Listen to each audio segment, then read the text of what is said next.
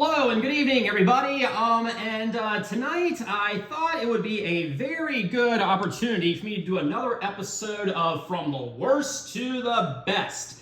And I gotta say, I cannot thank you guys enough for your support on my debut episode of this show. We got over 1,000 views on that one, and I received very positive feedback, and I just really gotta say thank you guys very much, because that was absolutely incredible that we got that many views. I'm hoping to replicate that success with tonight's episode.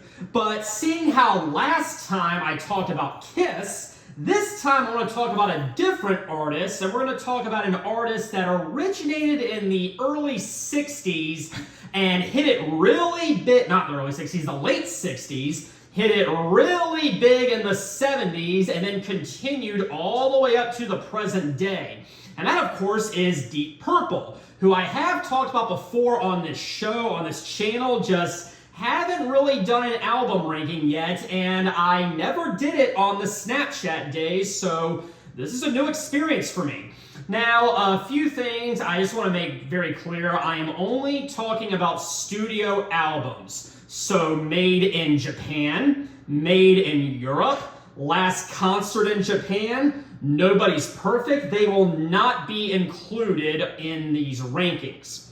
Secondly, I'm going to refer to this quite a bit throughout the episode, but Deep Purple has gone through a very revolving door of bandmates, and every single lineup that they've had has been designated a number. We started with the Mark I lineup, then we had the Mark II lineup, then the Mark III lineup, then the Mark IV lineup, and then they broke up. But then the Mark II lineup reunited in the 80s, then we had the Mark V lineup, back to the Mark II lineup just for one album, then we had the Mark VI lineup. Now, the Mark VI lineup did not produce any albums, so I'm not going to be talking about that one too much.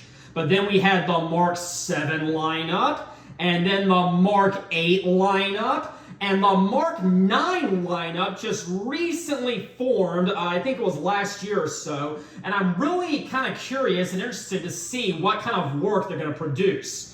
So anyways, let's go ahead and get started. We have a very rich discography to go through, so this will be very interesting. But I think we have 1, 2, 3, 4, 5, 6, 7, 8, 9, 10, 11, 12, 13, 14, 15, 16, 17, 18, 19, 20, 21. We have 22 albums to get through, so let's go ahead and start with the very first one. Actually, let me back up. The very last one. And in last place, I am going to really have to give that to their most recent effort, 2021's Turning to Crime. And it's a cover album. And I think my biggest question about this is why? Why did we need a cover album? I mean, you can see the band right there. It looks like they're all in prison because they turned to crime. Haha, very funny. Let's go ahead and see what they chose to cover on the back. I have heard so many versions of 7 and 7 Is. I've heard Rush perform that song. I've heard Alice Cooper perform that song. Now I've heard Deep Purple perform that song, and well, it's definitely the weakest. We have Rockin' Pneumonia and the Boogie Woogie Flu. Ugh. Cover of Fleetwood Mac's Oh Well. Jenny Take a Ride, Watching the River Flow, Let the Good Times Roll. I do like Dixie Chicken. We have a cover of Shape of Things, which was also covered by Rush, believe it or not. The Battle of New Orleans, that is apparently, I think, you feel free to correct me on this, but I think that is the very first time Roger Glover has ever taken lead vocals. Ian Gillan also sings on it, but first time I heard this, I was like, wait, who is that singing? And it's Roger Glover.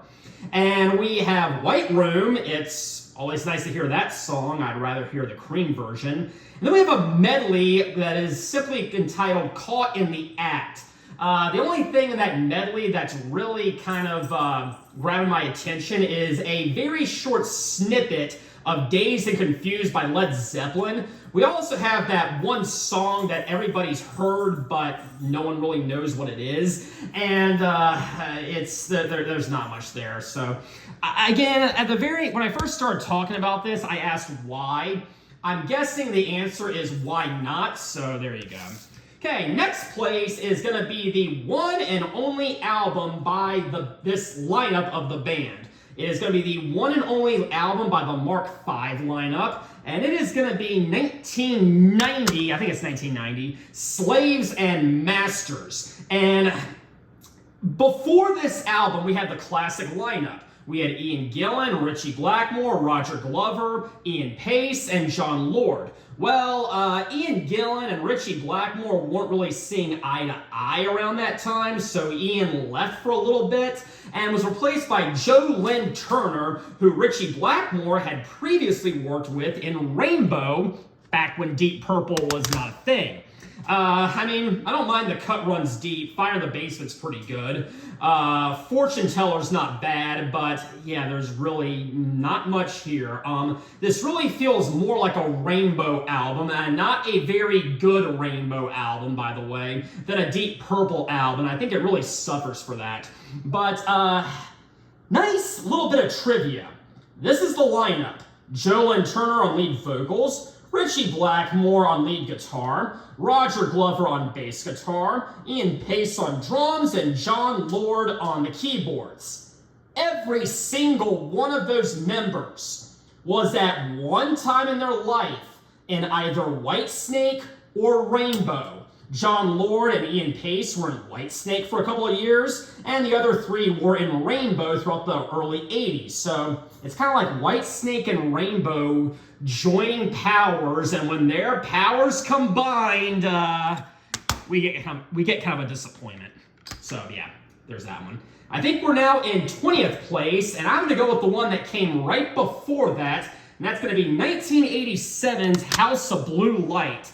And I mean, it's not a bad follow-up to what came before this, and actually, I don't hate any of these albums. Some I like more than others, but some are a little bit bland to me, and this was one of the more bland ones, and I really think they were starting to be influenced by what was popular at the time, which was very keyboard heavy, softer rock, and very radio accessible music, and it really, really shows. But I do, Bad Attitude's not bad, Unwritten Law's not bad.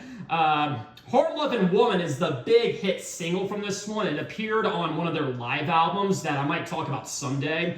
And I don't mind Strange Ways at all, but Mitzi Dupree kind of suffers. I'm not a fan of that one, nor do I like Dead or Alive too much. But it's really the sound for me that really tanks this one, and so this is going to be kind of towards the bottom of my list. This was from the Mark II lineup.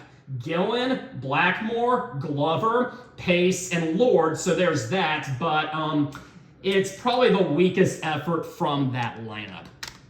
Next place, I think we're in 19th place now, is going to be the second weakest effort from the Mark II lineup, and it was actually the final album from the Mark II lineup, and the final album that Ritchie Blackmore ever in his life appeared on. And that's going to be 1993's The Battle Rages On. And the sound is a definite improvement from the House of Blue Light. And it's also a definite improvement from Slaves and Masters. But the songwriting really could have been better. I mean, the title track's all right. Can't go wrong with Anya. A Time to Kill, I actually kind of like that one. I know it's kind of a throwaway track, but I really like the rhythm of it, and there's just something very catchy about it. I'm not going to say it's a classic or anything, but I think there's more to it than a lot of people give it credit for. One Man's Meat, no thanks. But anyways, that's The Battle Rages On, and it's another pretty disposable Deep Purple album. Okay, next place, what are we in now? We're in 18th place, I believe. This is going to be the second album from the Mark VIII lineup, which was Ian Gillan on lead vocals, Steve Morse on lead guitar, Roger Glover on bass guitar, Ian Pace on drums, and Don Airey on keyboards. And I think I'm going to go with 2005's Rapture of the Deep. And this came out right around that time when I was in college, and I was just getting into Deep Purple. And I did hear this on an airplane. I heard the title track on an airplane, actually, coming home from a track meet. So that's my little story about this one. But at that point, I was definitely not ready for this album. I was just discovering their very popular stuff. But let's see what we have here on the back. I definitely like Money Talks, and Girls Like That is really good. The big highlight for me, though, is definitely going to be the title track, Rapture of the Deep. It's got a nice bluesy little rhythm to it, and it's very catchy in my opinion. But yeah, I still gotta say, and these next couple of albums are gonna be a lot like this one. A lot of the songs really kind of run together, and there's very little to distinguish it from the previous one, and that really tanks this one. But again, there are some solid songs on here, just could have been more memorable, I guess I'll say. Okay, I think we're now in 18th place. I could be wrong. Like 17th place. Yeah, we'll go with that. I'll figure it out later. But 17th place, or whatever we're on right now, is going to be their most recent album that has brand new material. Their most recent album is Turning to Crime, which I just talked about, but that was a cover album. This is going to be their most recent legitimate album, and it's going to be 2020's Whoosh. Came out right before the pandemic, so yeah, there's that. If you care to digest that bit of trivia. But yeah, just like Rapture of the Deep, a lot of these songs don't really hit the mark. But I do like Drop the Weapon. I do like Nothing at All. And The Power of the Moon is pretty good. But probably what really stands out the most on this one is in Act 2, the very last track, well, before the bonus track, is actually a remake of the very first track from their first album, And the Address. Yeah, they decided to remake it for some reason. I'm not really sure why, but I'm actually kind of glad they did. But yeah, I mean, it's produced by Bob Ezrin, who is a very famous producer, one of my favorite producers of all time, actually. And he's been with the band for probably about a decade or so. He's been working with them for about a decade or so. And he usually does a pretty good job, but the sound probably could have been stronger on a lot of the albums from this era. Again, it just kind of lacks the ferocity of what came before it, but we'll get to that. Okay, next place, I'm starting to lose track now, is going to be the one that came directly before it. And that is going to be 2017's Infinite. And yeah, it has pretty similar issues to Whoosh, in my opinion, in the fact that the sound sounds very generic, and I don't expect these guys to sound like they did back in the 70s. I know that's not going to happen, but at the same time, I still prefer the sound of the 70s, so there's that. But again, this is by the Mark 8 lineup, and Time for Bedlam is good. One Night in Vegas is probably my favorite track from here. Actually, I'm going to take that back for a second. But what really stands out on this one is Track 10, a cover of Roadhouse Blues. I actually think they did something pretty good with that number, and I have heard a cover of Roadhouse Blues by Blue Oyster Cult, and Deep Purple does a pretty good job as well, but I'm going to ignore the two bonus live tracks. I'm just going to focus on tracks 1 through 10. And again, like I said, this album's very generic. It doesn't quite hit the mark as previous albums did, but it's definitely a good listen, so I would definitely check it out. But that was Infinite. Okay, the next one is going to be the one that came before it. And this is going to be Deep Purple picking up after a pretty extensive hiatus. I think it was like an 8-year hiatus or so. But it was really great to see them back. And that's going to be 2013's Now What? Again, from the Mark 8 lineup, this would be the third album from that lineup. I think it was the very first one where they started working with producer Bob Ezrin. But yeah, Simple Song is good. Out of Hand is good. I love Hell to Pay. But what really sets this one apart from other albums is Uncommon Man. I saw these guys once live in concert, and they did play Uncommon Man, and I was, at the time during that show, I wasn't too impressed with their set list, and I knew they were about to play two rather recent numbers, but so I kind of sat down and just sort of took it all in, I guess you could say. But Uncommon Man really grabbed my attention. It's got a nice little medieval feeling to it, and it's got a very explosive crescendo after a little soft little intro to it. And yeah, I mean, I definitely like Uncommon Man, and that's definitely the big highlight for me. But again, the very first album produced by Bob Ezrin. Okay, we are now on 1, 2, 3, 4, 5, 6, 7, 8, 9, 10, 11, 12, 13, 14th place. That's where we are. And this is going to be the second album from the Mark 7 lineup.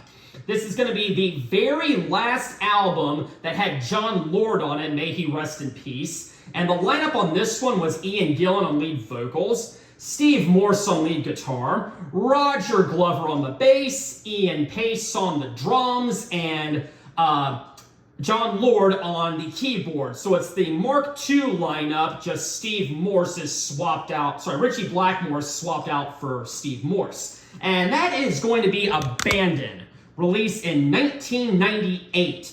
And yeah, I mean, I think this has a really good sound to it and a really good production to it. And I think it's a pretty solid album for the most part. Again, a lot of these songs aren't as memorable as other ones were, but still, I mean, these guys were starting to get a little bit old by this point, so you can't expect them to be as good as they were in the mid-70s. Any Fuel Know That, I think I'm saying that correct, is probably the best song on here. It's definitely a pretty upbeat hard rocker, and I still like that one, okay? But the other one that really hit the mark with me, and I'm not really sure why, it just did, was Seventh Heaven. Yeah, I mean, it's a throwaway track. I mean, too many people know about that one, but I really enjoyed it. And yeah, we have another remake, this one of Bloodsucker, which I will be talking about later, closing it out. There was another remake of And the Address on Whoosh. This has a remake of Bloodsucker at the very end, so yeah, Abandon. Pretty solid album. Okay, the next one, usually in my album rankings, I talk about an album that usually ranks pretty low on most people's opinions. But I really see something in it, and it ranks a lot higher with me than it does with other people. I am not fully sure what it is about this one that caused me to put it higher than all the ones I just talked about, but I actually really do like 2003's Bananas. Yeah, it's the very first one with the Mark 8 lineup. Very first one with Don Airey on keyboards, so John Lord was out, Don Airey in. And yeah, it's got a very hard-rocking sound to it. And I mean, House of Pain is really good. Razzle Dazzle, I know that sounds like a very silly song, but I really like it. And so yeah, the title track is also really entertaining. That's also very strong. But as you can see right here, I know these aren't any of the very big hits or anything, but I actually really do recommend Bananas. And yeah, there it is. Okay, we are now starting to get up into what most people consider to be their very higher tier stuff. And the next one is going to be it was not the first album without Richie Blackmore, but it was the first one after he officially was done with the band, and it was ever since the one that came before this, we have never seen Richie Blackmore again. This was the very first one from the Mark 7 lineup, and this is Perpendicular, released in 1996. The time that I saw Deep Purple, the guy I was sitting next to was like, yeah, you gotta check out Perpendicular. I'm like, is it really good? He's like, yeah, it really is. I just kind of stopped earlier. I stopped collecting the albums, but I decided to pick up Perpendicular. I'm like, man, he's right. This is good. Let's see what we have right here. We have Vavoom, Ted the Mechanic. It's a great opener. It's got a really catchy beat to it. We have Loosen My Strings, Soon Forgotten. Definitely the best one on here is Sometimes I Feel Like Screaming. Yeah, it's kind of a weird song, I guess you could say. They also played it that night that I saw them, but I really do like Sometimes I Feel Like Screaming. So yeah, I never really thought that swapping out Richie Blackmore would result in anything good, but I was pleasantly proven wrong, and that is Perpendicular. And yeah, Sometimes I Feel Like Screaming is definitely the best one on here. Okay, I am now going to go much earlier. And we are definitely starting to see a big, huge jump in quality. And I am going to go backwards in time to the Mark I lineup. Yeah, this would actually be the final album from the Mark I lineup, which had Rod Evans on lead vocals, Richie Blackmore on lead guitar, Nick Semper on bass guitar, Ian Pace on drums, and John Lord on the keyboards. And that's going to be the 1969 self-titled album. This was not the first Deep Purple album. I'll get to that later. But this was the self-titled album, and they were still kind of struggling to figure out their sound. They were still kind of struggling to figure out where they fit into the grand scheme of things, and they would later figure that out on their fourth album. But this was really back when they were more of a psychedelic band, very LSD inspired. Well, these guys weren't really big drug addicts, but a lot of their music sounded like LSD music, if that helps or anything. But yeah, Chasing Shadows I like. Blind I like, written solely by John Lord. But the two songs that are really kind of the hits on this one are Why Didn't Rosemary, which is apparently at least somewhat based off the film Rosemary's Baby that came out the previous year, which is a very good film, by the way. And Bird Has Flown, that was also another pretty big hit single from this one, and yeah, I really enjoy it. April, just like Uncommon Man that I talked about earlier, has a very medieval feeling to it, and there's something about it, again, that I keep coming back to. It's a rather extended number. I think it's like over 10 minutes or so. So that may be a little bit long for some people, but if you have the patience and if it grabs you, I think that the third Deep Purple album, the self-titled album, is really something you should pick up. Okay, we are now in, let me see, I gotta recount, 1, 2, 3, 4, 5, 6, 7, 8, 9. I'm now in the top 10, 10th place. At this point in the band's history, they had been broken up for 8 or 9 years or so. They last left from the Mark IV lineup, and the Mark II lineup was starting to get back together. Well, at the time, every single member was a member of a different artist. Ian Gillan was currently in Black Sabbath. Yes, that actually happened. Richie Blackmore and Roger Glover were in Rainbow. And Ian Pace and John Lord were in Whitesnake. They all left their respective bands and came back together for a big reunion. This one was huge. And it was 1984's Perfect Strangers. And I really do love this one. Just taking a look at over here on the back, see what we have. Knocking on Your Back Door is, I'm not sure if it's the best song about anal sex that's out there, but it's probably at least in the top 3. I do like Under the Gun and Nobody's Home. Mean Street, can't go wrong with that one. The title track may be my favorite song off of Perfect Strangers. It's got a very slow and gloomy beat to it, a very slow rhythm to it, which I actually really do like. The second half is not quite as strong, but it's still very decent and everything. But we have Gypsy's Kiss, Wasted Sunsets, Hungry Days, and Not Responsible. Son of Alaric, I don't know. But it's a 10-minute instrumental, which it's kind of slow and kind of melodic, but for a bonus track, you could definitely do worse. Okay, 9th place. We are going to go back to the Mark I lineup, and this is going to be their second album ever, and that is going to be the Book of Taliesin, or Taliesin. I am sure I'm mispronouncing that. I don't care, but if you really want to correct me, knock yourself out. This was released in 1968, I believe, and it, again, was from the Mark I lineup. We have Listen, Learn, Read On, written by Blackmore, Lord, Evans, and Pace. Everyone except Semper. Very, very good opener. Kentucky Woman, we have a cover of Kentucky Woman, and I really, really love this cover. I think the rhythm is very, very catchy. I think that Rod Evans does a very good job on the lead vocals, and John Lord actually really kills it on the keyboards. I mean, I'm not usually a very big fan of synthesizers or keyboards, but John Lord is a definite exception. We have a cover of We Can Work It Out by the Beatles. I'm not a huge fan of that one, but the intro exposition is really good. The Shield and Anthem, I have heard people praise those, but probably the weaker songs on here. River Deep, Mountain High.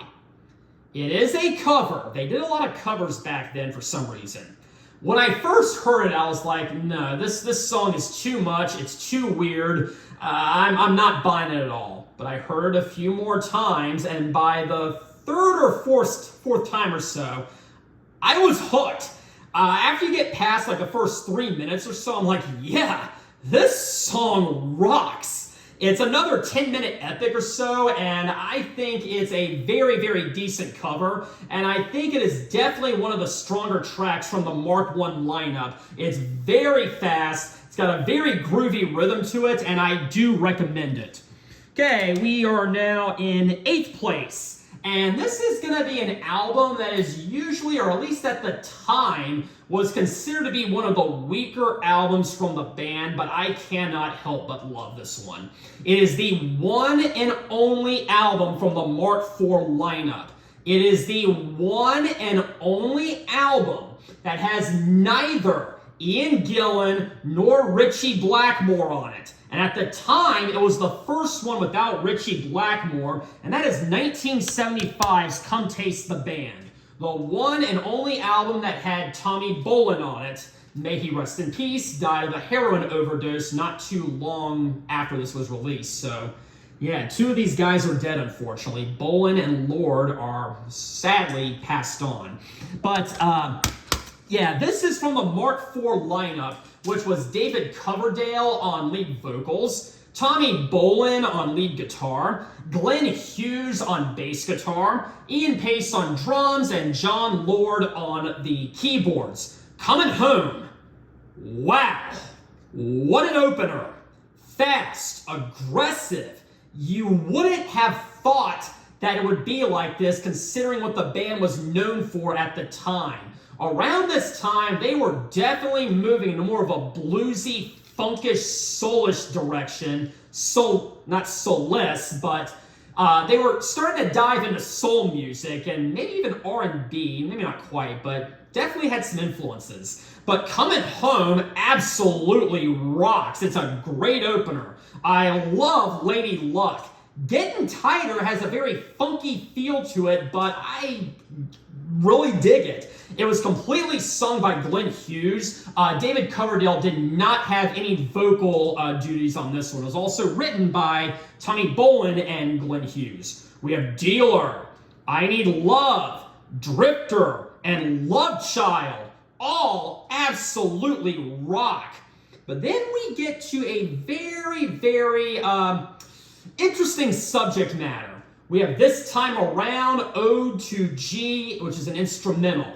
This Time Around is definitely, it's definitely funk or soul.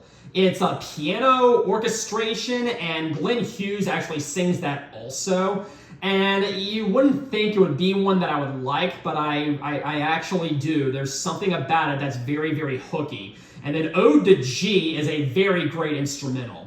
You Keep On Movin' was apparently supposed to be on a previous album. Ritchie Blackmore held it off. Well, he's out of the band now, so it's on the album, and it's good, okay? It is the one song that is co-sung by David Coverdale and Glenn Hughes on this one, and it's really good. But yeah, Apparently, the tour for this album was a complete and total disaster. Tommy Bolin, who, like I said, was going through a very big heroin addiction at the time, apparently he could barely play on stage, and there were actually times that John Lord had to play his guitar parts on the keyboards. I heard that Glenn Hughes actually got arrested in Japan for something drug-related. This was probably the only time during the band's history where drugs were actually a very, very big problem, mostly due to Hughes and Bolin, who were only in the band for a very short amount of time.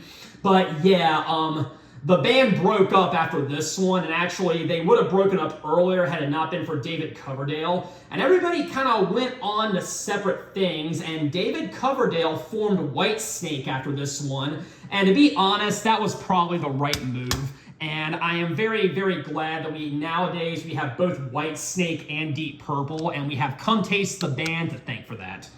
Okay, we are now in 7th place, and this is going to be the very first album ever, obviously from the Mark I lineup, and that is Shades of Deep Purple from 1967. And yeah, they, again, had not really found the sound yet that made them famous throughout history, but they were still kind of in that psychedelic phase. They were kind of a more aggressive version of the Beatles, a much more aggressive version of the Beatles, I should say, and if that's what it was, whether you like it or not, but here we are. But yeah, some highlights from here. Whoops. We have And the Address. I talked about that earlier. It's the first song off their first album, and as of now, it is the last song off their last album that is not a cover album. Hush is the big hit single from this one. It's a cover once again, and they still do play this one in concert. One More Rainy Day, not too big of a fan of, but I do love the prelude to I'm So Glad. Mandrake Root is another one of the very well-known songs from Shades of Deep Purple. I do love Mandrake Root. I'm not a very big fan of their cover of Help, but it closes out very nicely with a cover of It closes out very nicely with a cover of Hey Joe, so I can't complain there. But yeah, Shades of Deep Purple. Definitely recommend this one. Okay, 6th place. I'm going to have to go with 1974 Stormbringer. Second and final album with the Mark III lineup, which was David Coverdale on lead vocals, Richie Blackmore on lead guitar, Glenn Hughes on bass guitar, Ian Pace on the drums, and John Lord on the keyboards. Now, this was definitely a shift. This was definitely a stylistic change for the band. On a previous album, they had hinted at bluesy influences. They went full out on this one, and that was one of the reasons why Richie Blackmore left to form Rainbow shortly after this album came out and the tour was completed. But there still is a lot of very, very hard rock to go around, such as the title track. The title track is almost metal. The title track is very hard-hitting, very aggressive. But yeah, after the title track, it definitely dives into soul and blues music with Love Don't Mean a Thing. I'm not a huge fan of Holy Man, and Hold On is also pretty soft and doesn't really sound like the sound that made them famous. But Lady Double Dealer is another pretty aggressive number, and I do like Lady Double Dealer. Probably my second favorite one from Stormbringer aside from the title track. Highball Shooter is good. The Gypsy is good, and then it concludes with a ballad written solely by Richie Blackmore and David Coverdale called Soldier of Fortune. Not really my favorite, but David Coverdale really likes this one. He still performs it in concert with Whitesnake, so yeah, I mean, I respect it for that. But yeah, Stormbringer, pretty solid album. I have this one on vinyl, actually. Okay, 5th place is pretty much going to be considered the last album from the quote-unquote classic era, I guess you could say. At least the last one from the Mark II lineup for a very long time. 1973's Who Do You Think We Are? And yeah, there's the cover. Kind of dig it. Obviously, the big hit from this one is Woman from Tokyo. Still comes on the radio, and I'm not going to lie, it's pretty great. And I actually do have my mom to thank for this because she actually really used to love this song, and she's the one who got me into Deep Purple, so I am thankful for that. The rest of the album may not be quite as strong as that opening track, but I do like Rat Bat Bat Bat Blue. I do like that one. Absolutely. Smooth Dancer's not bad either. But Mary Long and Our Lady definitely could have been a little bit stronger, and that's one of the reasons why I didn't put it as high as some of these others. Such as fourth place. Very first album from the Mark III lineup. It came directly after Who Do You Think We Are? It was the next one in their chronology. Burn. Oh yeah. I love Burn. Again, David Coverdale and Glenn Hughes, it's their first time on this one. They have a very interesting vocal arrangement. David Coverdale and Glenn Hughes kind of traded off vocals every now and then. David Coverdale would sing part of the song, and then Glenn Hughes would come in and do the interlude, and David Coverdale would finish it. I like it. Definitely has some blues influences on it. David Coverdale and Glenn Hughes were very much into the blues, but Burn, the title track, is an absolute killer album opener. And this would serve as the album opener for their tours throughout the Burn, the Stormbringer, and the Come Taste the Band tours. It replaced Highway Star as their opener for their concerts, and I'm not gonna lie, it is just as good as Highway Star in my opinion. Yes, it's that good. Might Just Take Your Life may be my favorite song from Burn.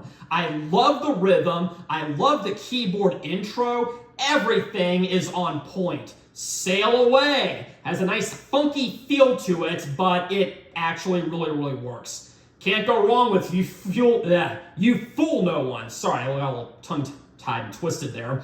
But yeah, the big magnum opus from this one is definitely Mistreated.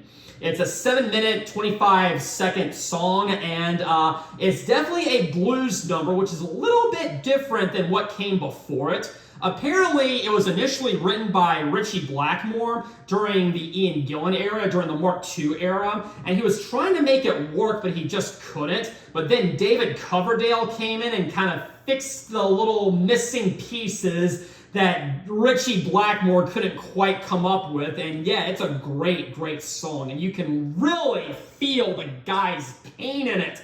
Oh, I just feel sorry for the poor guy. And this thing has been covered by many artists. Ritchie Blackmore covered it when he was in Rainbow.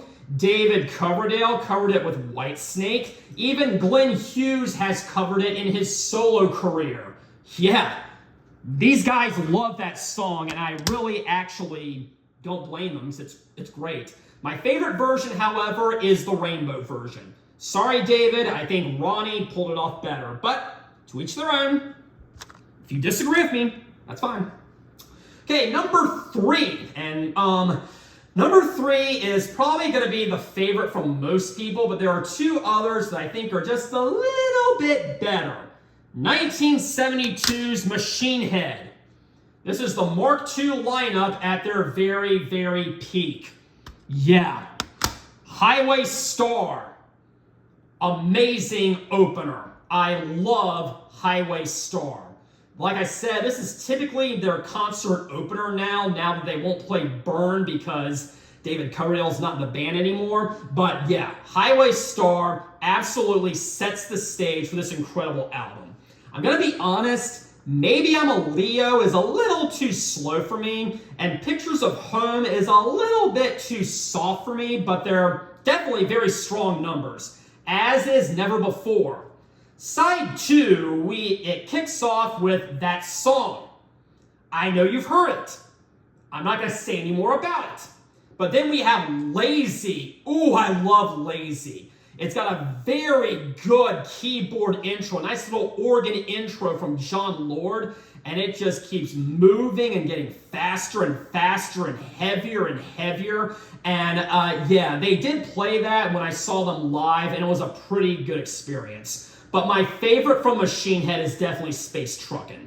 It's about their journey through the solar system, how they had a ball on Venus, and they hung with all the groovy people on Venus. They had a ball on Mars, and I absolutely love space trucking. John Lord definitely sells this one. The rhythm is great. The instrumentation is great. The lyrics are great. I love space trucking. My favorite from Machine Head. And if you hear the live versions, they're like 30 minutes or so. It's incredible. It's ridiculous. Okay, number 2 is going to be an album that the band actually doesn't have the highest opinion of. I'm actually kind of surprised because I obviously really love it.